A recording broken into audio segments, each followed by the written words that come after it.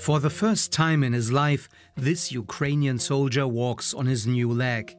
A US company donated the machines that makes these prosthetics possible, but their work is becoming much more difficult.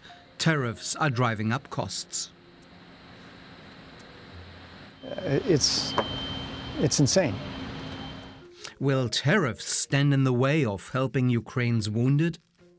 So this is the machine that we have developed for making prosthetic sockets. It is a 3D printer. The socket is what comes out of the machine. So then you would attach it to the puck to lock it in place. So there's your foot assembly pylon attached to the socket. So, basically it's that attached to that. Tony wants to send 26 more of those machines to Ukraine, but here's the problem. The screw that you see here, the rails that they ride on, those are Japanese. The motors, which you see driving the rails, are from China. So basically everything on this machine is tariffed. Without tariffs, the machine costs $18,000. Tariffs could add a couple of thousands on top. We've already laid off 15 people in the last 2 months because of declining sales. We're already feeling it. We're already seeing it in the expense of our products. I mean, we're negotiating, we're trying to keep prices down as best we can, but there's just certain things we have no control over. Tony checks in with his supply chain director. Hi, Rich. Hey, Tony. How about you give me a rundown on where we are at tariffs today? Stressful, very stressful. It was at 145 or something.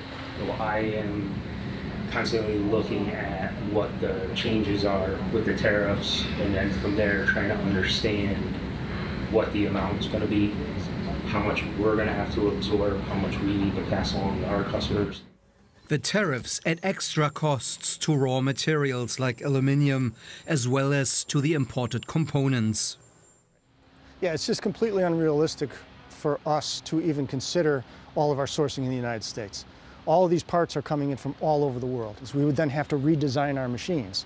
You're talking about a generation's worth of work. This is not a short-term thing. This will take many, many, many years for us to do. Despite the difficulties, Tony wants to keep giving. So far, 4 machines have already made it to Brovary, Ukraine, but that was before the tariffs hit. Now, US staff are showing their Ukrainian partners how to use the equipment via video calls. Giving up is not an option. You have to deal with it. You have to show the people that are working for you that you are trying to manage as best you can. You just got to stay the course, try to figure it out. As these things change, try to adapt as best we can. He's one step closer to his goal of getting 30 prosthetic printers to Ukraine. His engineers could assemble this machine with parts that he bought before the tariffs hit.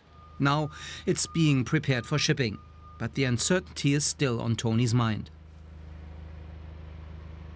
What will have to happen is there's going to have to be some type of consistency in the tariff situation so that we all know the rules and that we can all act accordingly. Until there is some kind of certainty around tariffs, it's going to be chaotic. It's just the only way to explain it. It's just plain chaos.